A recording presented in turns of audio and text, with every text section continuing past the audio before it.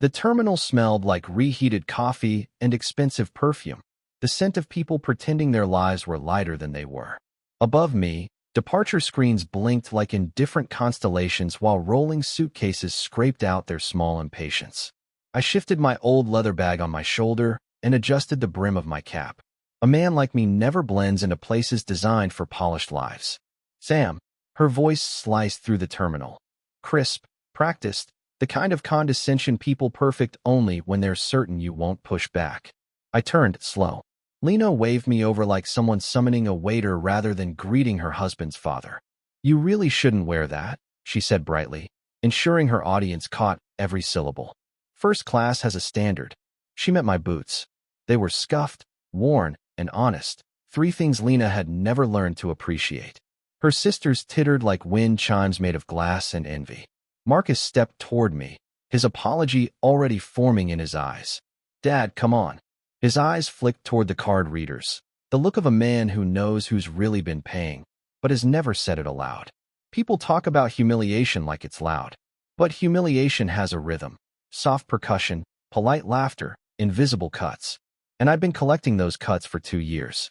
The house Marcus and Lena lived in, purchased with my down payment through a holding company to make them look approved by the bank. The mortgage payments they bragged about crushing? I'd been quietly covering the shortfalls. The emergency room bill when little Eli broke his arm? My signature on the wire. The weekend retreats, the meals on Marcus, the new car seat, the private preschool application? Me. I hadn't done it for gratitude. I'd done it because builders don't watch roofs sag when they can hold them up. But this morning, something in me finally set like concrete. Not anger, alignment. Lena turned to herd her family toward the velvet-roped first-class line, already talking loudly enough for 2 strangers to overhear. Sam means well. He just doesn't understand how these things work. The women beside her nodded sympathetically, as if they were observing a stray. That's when I took out my phone. Coral Bluff concierge picked up on the second ring. Mr. Reed, the woman said warmly. We've prepared everything for your arrival. The private transfers, the 3 ocean view suites. Cancel everything, I said gently, the way you'd tell a carpenter to stop cutting the wrong beam. Across the terminal, silence blossomed. The concierge hesitated. Sir, the cancellation fee is. I know the amount. People stopped pretending not to stare. Lena blinked, her smile faltering as reality rewrote itself in front of her. Sam, she said, her voice sharpening, don't make a scene. I didn't raise my voice. I simply reached into my wallet and set the matte card on the counter, not with flourish, but with finality. A hush rippled outward. Marcus stared at the card like it was a mirror showing a man he hadn't realized he'd become. His shoulders sagged with a guilt older than this moment. Lena, though, her face rearranged itself. Shock first, then fear, then disbelief crystallizing into anger. You lied to us, she whispered, trembling with the horror of being wrong in public. I didn't feel vindicated. I felt tired, the kind of tired that comes from holding up a structure no one noticed was leaning. You never asked, I said. You assumed. There's a difference. Her sisters whispered. A flight attendant pretended not to listen. A businessman murmured, holy hell. I chose to help, I continued. What I didn't choose was being treated like a charity exhibit with work boots. Marcus stepped forward, voice cracking. Dad, please. Behind him, little Eli clutched his toy airplane. His voice didn't carry the weight of the adults. It floated above it. Are we still going to the beach? He asked softly. The question hit harder than any accusation. I knelt to meet his eyes. Not this flight, buddy, but we'll find someplace better. A place where everyone gets to come as they are. His small hand squeezed mine, trusting, unbothered by the social debris around us. As I stood, the terminal noise returned. Boarding calls, rolling bags, shallow laughter. And for the first time in a long while, something in me settled. Not beneath anyone's label, but finally standing under my own name again. An airport can swallow a moment whole, but it cannot swallow consequences. They cling, they echo, and by the time I reached the parking structure, they were already following me like dogs that smelled fear. The desert air hit me, warm, honest in a way people rarely choose to be, as I stepped into the afternoon glare. My phone vibrated with desperate urgency. 8 missed calls from Marcus. 4 from Lena. 1 from her mother, which was never a good omen. I let them ring. Inside my truck, the same relic Lena mocked, though it had hauled more truth than her entire curated life. I turned the key. The engine growled awake, steady and certain. I'd barely merged onto the highway when the phone lit up again. I answered. Dad, thank God. Marcus's voice shook like loose wiring. You can't just cancel a vacation like that. We don't have a backup plan. There it was. Not concerned for me. Not even for their son. For the first-class fantasy.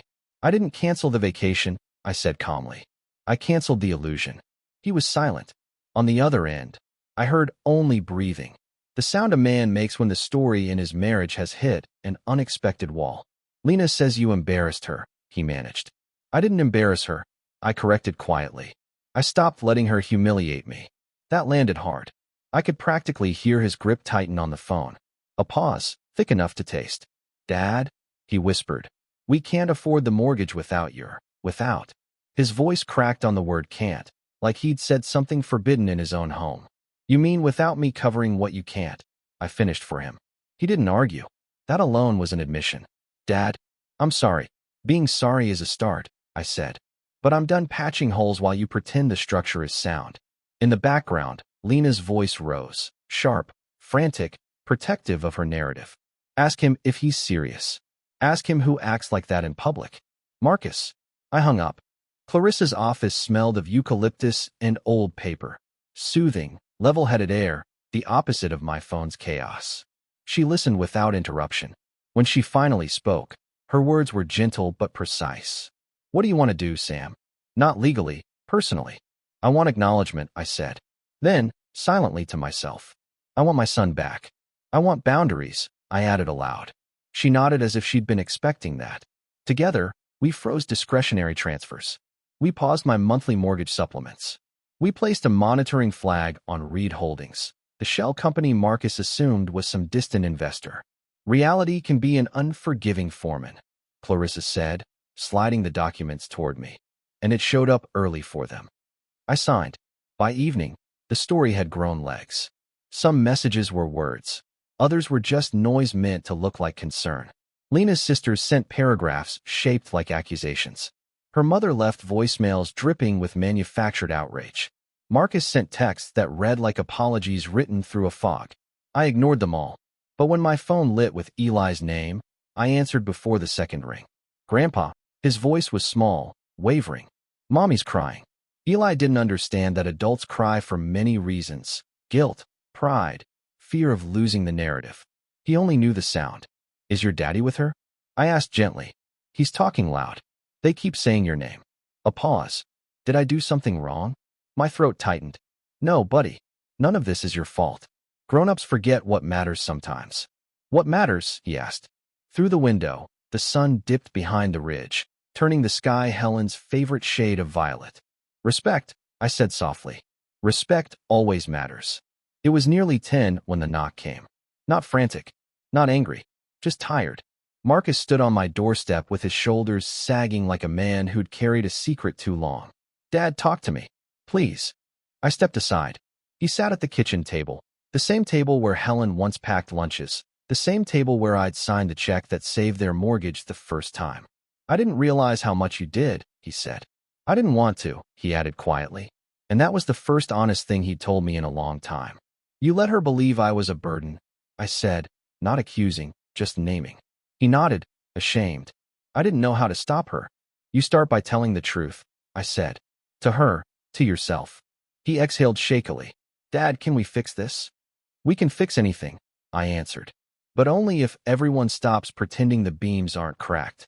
Outside, headlights swept across my window, Lena's car. She didn't get out. She just watched the house, like someone studying a problem she intended to solve. The real reconstruction hadn't even begun. Lena didn't step out of the car right away. She sat there gripping the key fob so tightly her knuckles blanched. Her jaw clenched like she was holding back words she hadn't yet rehearsed. The engine clicked as it cooled, each metallic tick a countdown. Marcus stood behind her, hands shoved deep in his pockets, eyes avoiding mine, already bracing for the fallout he knew was coming. When she finally emerged, her shoulders were straight but stiff, a posture built more for defense than confidence. She approached slowly, her heels clacking on the walkway like punctuation marks. "Sam," she said, crisp and controlled, the way someone steps onto a stage they're afraid might collapse. "We need to talk." I stepped aside, but she hesitated at the doorway, taking a long breath before crossing the threshold. Marcus followed, quieter than I'd ever seen him. Inside, Lena scanned the kitchen, the dim light, the cooling pot of coffee, Marcus's slumped posture, and tightened her grip on her purse. "Let's be adults," she said. Marcus flinched, the same instinctive reaction he had whenever she weaponized reason. "Adults communicate," she continued. "If you were upset, you could have spoken privately. But humiliating us? In front of strangers? I didn't sit. Lena, I didn't humiliate you. I stopped allowing myself to be." The sentence hung in the air. She blinked fast, as if her eyes were drying out too quickly. "You're twisting things," she snapped, her voice cracking for a moment before she smoothed it over. "You blew up a simple disagreement." Marcus rubbed his temples. "Lena, it wasn't simple." She ignored him. Her attention sharpened when I placed a thin folder on the table and slid it forward. The faint scrape of paper against wood broke the tension like a cut line on a ship. "What is that?" she whispered. "Documentation," I said. "For your house." Her breath hitched, a small, involuntary tremor. A tremor of knowing before knowing. Marcus swallowed. "Lena, he didn't co-sign. He paid for it. Through a holding company." She stared at him, searching for the lie. "You're lying," she said quietly, as if the word itself could reverse gravity. She looked at me, then back at the folder. Her fingers twitched as if reaching for it would make something irreversible. I nodded toward it. "It's all there. Down payment, transfer records, mortgage coverage. The work you've bragged about pulling off. A beat. I've been the one pulling." Her throat bobbed as she swallowed. "You're using this against us." "No," I said softly. "I'm finally naming what's true."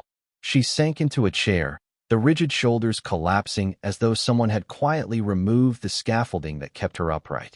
Marcus hovered near her, but didn't touch her, unsure whether contact would comfort or ignite. "I grew up with nothing," she whispered, eyes dropping to the tile. Her fingers curled around the edge of the chair as if grounding herself. "And I told myself I'd never feel that way again." The mask slipped. Not much, just enough to show a crack she'd been hiding behind polish. I sat across from her. "Wanting to rise isn't the problem," I said gently. "Needing to shrink others so you can feel tall, that's the problem." She let out a shaky breath, the kind a person releases only after months of holding everything too tightly. The room softened a degree, not forgiveness, not resolution, but the moment a storm shifts from violent to exhausted. We talked for nearly an hour. The energy changed slowly, like tension bleeding out of an over-tightened cable. No shouting, no theatrics, just hard truths placed on the table one at a time. Eventually, she lifted her head. "What happens now?" "You and Marcus take responsibility," I said. "Financially, emotionally. No more pretending. No more expecting me to stay silent while you build a story that erases me." She nodded, barely. "And if we can't fix it overnight?" "You don't need overnight," I said. "You need effort." The smallest flicker of sincerity passed between her and Marcus. He reached for her hand again, and this time, she let him take it. "I don't think she's ever been challenged," Marcus murmured, half to me, half to himself. "She has now," I replied. Lena rose slowly, her composure thinner but more honest. "I need time," she whispered. "We all do," I said. She walked out into the night, her silhouette softer than when she'd arrived. Marcus lingered beside me at the threshold. "Dad," he said, voice low, "thank you for not giving up." "We're just starting," I said. "Rebuilding takes more than one conversation." Outside, Lena sat in the car for a long moment before starting the engine. She didn't drive away fast. She didn't peel out in anger. She just watched the house, studying it like a blueprint of a life she wasn't sure how to repair. Tomorrow wouldn't just test us. It would measure what kind of family we actually were. The morning after felt heavier than it should have. I sat at the kitchen window with a cup of coffee cooling in my hands, watching condensation trail down the glass like thin fractures forming under pressure. The window wasn't the only thing cracking under pressure. My phone buzzed on the counter. Messages from Marcus, a strangely polite one from Lena, and several more from numbers I didn't recognize, a Pilates friend, a PDA acquaintance, Even one of those brunch husbands who only text when scandal hits to see if they can benefit from the fallout. I ignored all of them. The social quake had started. Later, needing air, I headed to the hardware store, my sanctuary. The scent of lumber and metal steadied me in a way people rarely could. I traced a hand along a stack of cedar planks, grounding myself. That's when I heard a familiar voice behind me. Sam Reed, Rick Porter boomed, approaching with the eager stride of a man who thrived under deadlines. I've been looking for you. For a moment, reflex had me thinking trouble. Old habits. But Rick's smile was genuine. We've got a situation at Riverfront Square, he said. Structural issues. Botched assessments. We need someone who doesn't just draw foundations, someone who's lived in them. He pulled out a folder, tapping it lightly with a forefinger. 60 grand for 6 weeks of oversight. More if you extend. And, Sam. He paused, letting the weight of the next words land. We want your name on the project ledger. My name. On a major development. Visible. Acknowledged. It hit harder than I expected. After months of swallowing disrespect, the offer felt like stepping onto solid ground again. I'll think about it, I said, though disbelief more than hesitation tightened my chest. Rick clapped my shoulder. You're the guy who knows what holds and what collapses. That's what we need. When he walked away, the air felt different, like I'd been handed back a part of myself I didn't realize I'd been missing. At home, 3 voicemails from Lena waited. The tonal descent was unmistakable. Voicemail 1, polite. Controlled. Sam, could we talk later today? I think we all need clarity. Voicemail 2, defensive. Force comm leaking. Marcus told me some things. I don't think this is as simple as you're making it. Voicemail 3, cracked. A tremor she couldn't hide. Please call me. My friends are asking questions. They think I lied. They think we misled them. A shaky inhale. Her voice trembled in a way that wasn't about me, but about the life she curated slipping through the cracks. I didn't return the call. Not yet. Some truths need space before they're heard. By evening, Marcus showed up on my porch again. This time he looked different, like the weight wasn't just sitting on him, but settling into him. He stepped inside, pacing once before taking a seat. It's bad, he said. People are talking. About the house. About yesterday. About her. His fingers traced the grain of the table, the same way he had as a boy when he was nervous. It made my chest tighten. You all right? I asked. I don't know, he admitted. I knew she cared about image, but I didn't realize how much of her identity was built on it. Even families have load-bearing walls, I said. Yours is learning which ones were never meant to carry all that weight. He let out a slow breath. She's shaken, really shaken. And for the first time, she's not lashing out. She's scared. That can be good, I said. Fear cracks facades, but it can't be the foundation for change. He nodded, running a hand across the back of his neck. She wants to talk tomorrow. Just us. Then talk, I said. Tell the truth. All of it. Marcus swallowed. Dad, I let her treat you that way. I let myself believe convenience was respect. That's over now, I replied. He hesitated, then, what about you? What do you want? I glanced at my hands. Rough hands. Builder's hands. Without thinking, I rested them on the table. The same table where decisions had been made long before Lena ever entered our lives. I want to build something new, I said, feeling resolve settle like cured concrete. Something with my name on it. Something that doesn't ask me to shrink. Marcus sat back, eyes softening. I'm proud of you. A beat. And I want to be someone you're proud of too. I already am, I said. But growth means taking responsibility. For both of us. He nodded, a quiet acceptance passing between us, the kind that reshapes a relationship. As he left, he paused in the doorway. Tomorrow, it's going to change a lot. Yes, I said. But maybe that's the point. When the door closed, the house felt still. Not empty. Expectant. The cracks had finally shown. Now we were about to learn what, and who, could stand.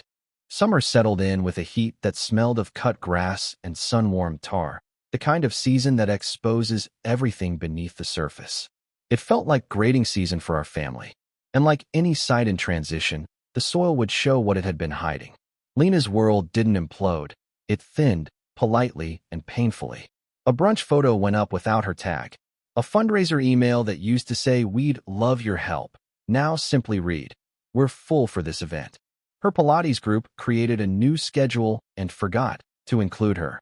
Small, civilized exclusions, the kind meant to bruise without leaving marks. One evening, she came to me after Marcus told her they'd been quietly left off the neighborhood block party list. It was a trivial event, but humiliation doesn't depend on scale. She stood in the doorway, twisting her fingers around the strap of her purse. When she finally spoke, her voice was lower than usual, softer, almost shy. "How do you start over?" she asked, avoiding my eyes. "When your life has been designed for an audience." She sat beside me on the back steps, a subtle admission of vulnerability. "You start by doing the boring work," I said. "You sweep up. You mend fences. You show up when no one's watching." She nodded slowly, and after a long pause whispered, "I didn't realize how fragile I'd made my life." Progress, not absolution, but progress. Marcus approached the cleanup differently. He opened the folder I'd left on the table and began tracing each irregular transfer, the financial seams he'd ignored for years. "You could have told me," he said one night, voice raw. "You could have made me carry my part. You weren't ready to see it," I said. "And I was protecting you." He looked down, fingers tightening around the ledger. "I didn't want to look," he admitted quietly, because looking meant changing. Honesty, at last, his own kind of demolition work. "I'm selling the rental unit," he said, paying down the buyout. Doing it right this time. It hurt him, but it was the first structural repair he'd chosen willingly. Work called the next week. Rick Porter emailed a simple message. "Start Monday, Riverfront Square needs you." When I walked the site, concrete dust clung to the air, and the sun beat down on blueprints that told a quiet truth. The original assessments were flawed. The foundation had been rushed. Corners had been shaved to save time that no one would admit to cutting. "Compromises like this," Rick said beside me, "will bury a project." I nodded, running a hand over a cool section of exposed footing. For the first time in months, my hands felt steady, like they remembered who I was before anyone tried to shrink me. "I'll take it," I said. The decision settled in my chest with an ache I recognized, the good kind, like stretching something that had been tight for too long. Before my first day on site, Eli wandered into the garage with a block of pine and a child's saw. "Teach me," he asked, eyes bright. We sanded the edges together. His grip was clumsy, but his curiosity was fearless. He asked why we measure twice, why nails must go straight, why wood doesn't always behave. "Because if you cut the wrong piece," I said, guiding his hands, "you waste everything." Eli grinned, missing the larger metaphor completely, and that innocence, untouched by adult pride or fear, hit me with a mix of warmth and ache. He didn't mean it as a jab when he said, "So, like when grown-ups make wrong plans?" I laughed softly. "Something like that." He hugged the plank proudly. In that moment, the world felt reparable. On site the next day, I inspected the problem areas. The contractor had rushed the slab, used weaker rebar than specified, and left a cold joint in the northeast corner that needed full excavation. Not catastrophic, but dangerous. "Fixing concrete is easier than fixing people," I muttered, half to myself. "At least concrete doesn't argue with you." I drafted a straightforward but unflinching report. Reinforce, replace, repour. No shortcuts. I copied Clarissa, not to escalate, but to maintain transparency where none had existed before. That evening, Marcus left a voicemail. "She cried, Dad. Not the angry kind, the scared kind. She asked for counseling options. We're trying." I listened twice, letting the words settle. Outside, twilight draped the street in soft tones. The garden smelled of basil. A distant dog barked. Ordinary sounds, but grounding. Foundations, I thought, aren't just concrete. They're choices, conversations, admissions. A man can rebuild anything, as long as he finally admits which part of the structure was failing. Tomorrow I'd return to Riverfront Square to oversee repairs. Later, I'd teach Eli how to use a square properly. 2 kinds of restoration. 2 kinds of work. Either way, my name and my work would stand on their own footing again. Autumn arrived not with storms, but with quiet precision, a season that stripped away summer's softness and revealed the truth underneath. Leaves bronzed and curled, shadows stretched longer across the yard. Fall doesn't forgive weak structures. It exposes them. Marcus stood on my porch with a check in hand and an envelope of sale documents. The rental property officially gone. He held it carefully, almost reverently. "It's a start," he said. "Not everything, but the first reinforcement. I knew what that property meant to him. He'd always called it his future cushion, the investment he swore would secure his retirement. Letting it go wasn't just financial, it was symbolic. A surrender of the illusion that life could remain unchanged if he ignored the cracks. Starts matter, I said. Most collapses happen because people refuse to acknowledge the first crack. He nodded, swallowing hard. I kept hoping life would sort itself out if I didn't look too closely. There it was, self-recognition, clean and sharp. A necessary reinforcement of character. Lena's changes were quieter, but no less real. She enrolled in a budgeting workshop at the community center, the kind where plastic chairs creak and whiteboards still smear from last week's notes. Not glamorous, not performative, humbling. One evening she arrived at my door holding spreadsheets, annotated in 3 colors, edges worn from handling. "I'm trying," she said, standing small in the doorway. "Not for show, for real." "Come in," I said gently. She sat, not perched, not calculating posture, but with weighed-down honesty. Her hands trembled slightly as she smoothed the papers on her lap, flattening them like a peace offering. "I didn't realize how much of me depended on pretending," she whispered. Her voice caught, almost undetectably. "I built a life around appearances, and when those appearances cracked, I didn't know who I was underneath." She didn't ask to be comforted. She simply owned it. That alone was new and important. Repairing a foundation on-site felt strangely similar to what we were all trying to do at home. Riverfront Square kept testing us. Removing the damaged sections revealed more hidden faults, a misaligned footing, a drainage slope that guaranteed future flooding. 2 problems would have been manageable. A pattern meant someone had ignored early warnings.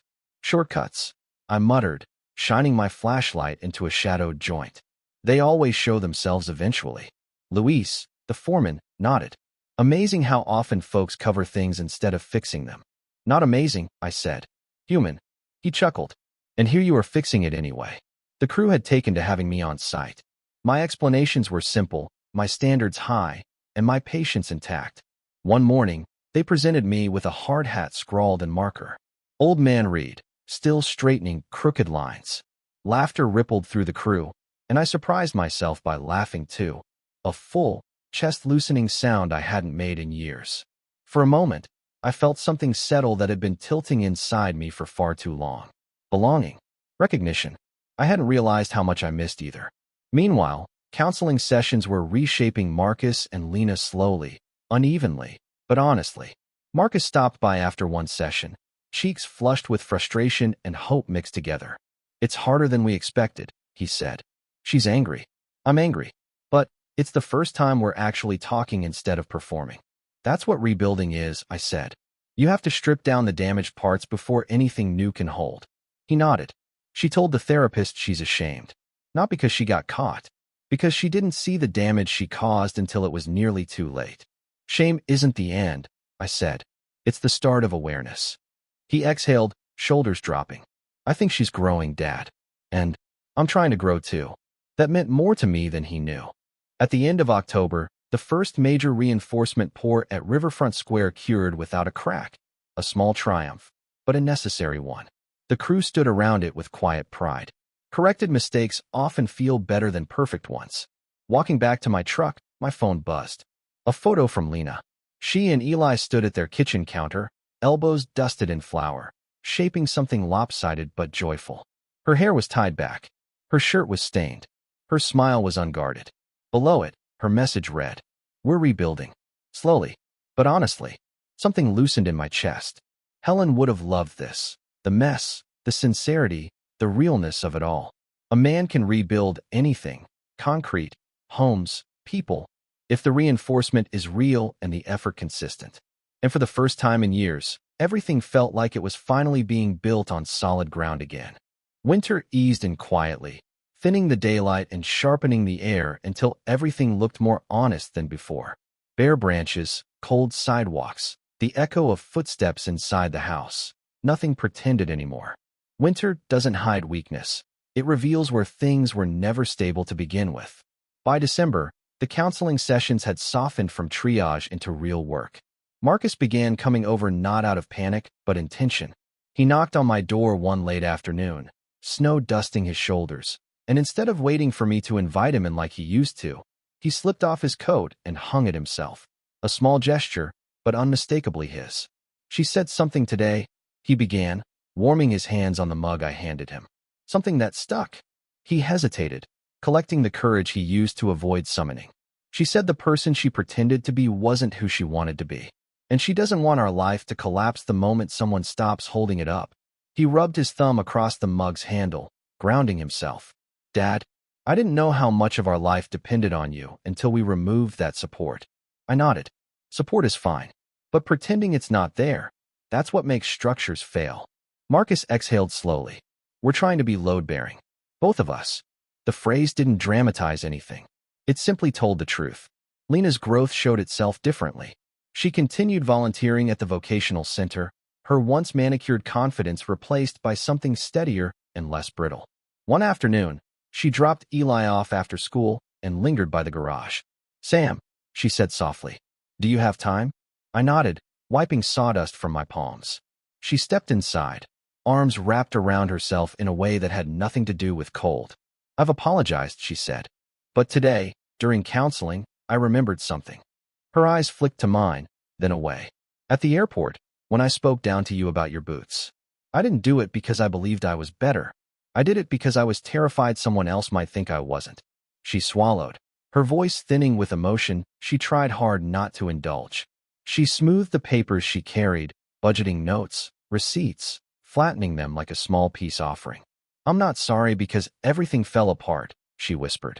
I'm sorry because I helped it fall. I still catch myself wanting to perform for people, but I'm learning to stop before it happens. Her voice wavered, not theatrically, but honestly. I'm not asking for forgiveness yet. Just for you to see the work. I nodded. I do. Keep building, Lena. That's how foundations strengthen. She blinked back tears, but didn't let them fall. That restraint, too, felt new. Her words stayed with me the next morning as I stepped onto the Riverfront Square job site. Snow clung to unfinished beams, and the cold made metal ring clearer. Luis met me near the new reinforcements. We're ahead, he said proudly. Your plan was the difference. I examined the beams, straight, solid, unapologetically true. The beams don't need to be perfect, I said. They just need to be honest about what they carry. Luis grinned. Same with people, huh? Exactly. The work wasn't easy, but it was clean. No lies in steel or concrete. Only the truth of what held and what didn't. Fixing a build seemed simple by comparison. Humans were the harder engineering. December 20th brought a cold, bright evening and an unexpected invitation. Marcus asked me over for dinner. When I stepped inside their house, I noticed the changes immediately. The walls were no longer lined with curated quotes about success or aspiration. Instead, they held real photos, family, messes, laughter. The dining table wasn't staged. A puzzle sat half-finished on it. Midweek life scattered honestly. Lena emerged from the kitchen wearing an apron dusted with flour. She paused, not frozen, just gathering courage. Hi, Sam, she said gently. I'm glad you're here. There was a half-beat of held breath, hers and mine, before I nodded. The shift between us felt fragile but genuine. Dinner was simple: roast chicken, potatoes, a salad Eli had helped toss. It wasn't curated for outsiders. It was made for us. During the meal, Eli climbed into my lap holding the wooden plane we'd sanded together. Grandpa, he said proudly, I fixed the crooked wing. And you measured first? I teased. He nodded vigorously. Twice. Lena watched, her expression softening into something that wasn't envy or performance, just gratitude. After dinner, Marcus took a breath and pulled me aside. We're having a small holiday thing, he said. Just family. No audience. He hesitated. And it would mean a lot if you came. Lena glanced over, waiting, not demanding, just hoping. Something warmed in my ribs, a sensation I hadn't felt since before Helen passed. Yes, I said. I'll be there.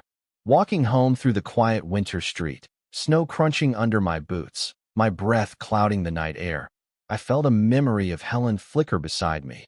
Her love for cold evenings, her belief that people could grow if given the right conditions. People don't become load-bearing overnight, but with honesty, effort, and real reinforcement. They do. And for the first time in years, I believe this family might actually hold. Christmas morning arrived crisp and silent, snow piled in clean lines along the roofs as though the whole neighborhood had been reset. The air felt lighter, as if something had finally settled beneath us. Christmas morning felt less like a holiday and more like a clean footing being poured over the past. Before heading to Marcus's, I stopped at Riverfront Square. The crew was preparing the final concrete pour before the holiday break. Snow glimmered on the rebar like frost on winter vines. Luis greeted me with 2 coffees. "Didn't think you'd come in today, Reed." "I wanted to see the last pour," I said. "Feels like the right way to close the year." He smirked. "Symbolic type, huh?" The concrete flowed into the forms, thick and deliberate, settling into its final shape. I watched the surface smooth under skilled hands. Concrete doesn't harden instantly, it strengthens over time. So do people. Luis wiped his gloves on his jacket. "Funny thing about foundations," he said. "Once the building stands, no one sees them, but everyone feels them." His words struck deeper than he knew. For a moment, I let myself absorb them, not as a metaphor thrown my way, but as truth earned by the last year of rebuilding. "I needed to hear that," I admitted. "Yeah," he asked. I nodded. "Yeah." For the first time in a long while, I stepped away from a job site, not carrying the load alone, but letting the work speak for itself, letting it cure. Marcus and Lena's holiday gathering was small but warm, the first one in years that didn't feel like a performance. The house smelled of cinnamon and roasted chicken. A real tree stood in the corner, decorated unevenly in a way only a child could pull off. Lena greeted me in an oversized sweater dusted with flour, a faint streak of it still on her cheek, and I found I liked this version of her. Unvarnished, uncurated, whole. "We're glad you came," she said, her hands wringing themselves once before she stilled them. Eli launched into my legs. "Grandpa." I finished it. He dragged me to the living room and handed me a small gift bag.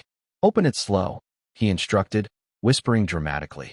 "It's fragile like adult emotions." I laughed, choked on it really. Inside was the wooden plane we'd started months ago, now painted soft blue with wings straight and sanded smooth. "It's perfect," I said, feeling something warm press against my ribs. Helen would have loved this. A child learning steady hands and honest work. Eli glowed. Across the room, Lena watched quietly, not intruding, just absorbing. A humility so different from the woman at the airport that it almost hurt to remember. "I made the cookies," she said softly, as if confessing a secret. "From scratch. No audience required." Her small smile wasn't for show. It was real. Dinner was intimate and slow. We spoke openly about counseling, the vocational center, small victories, tiny stumbles. Marcus referenced something their therapist said about structural honesty, and I noticed that he no longer glanced at Lena for approval before speaking. He stood a little taller. His words held their own weight. After dessert, Lena took a breath and exchanged a nervous glance with Marcus, hands trembling just enough for me to notice.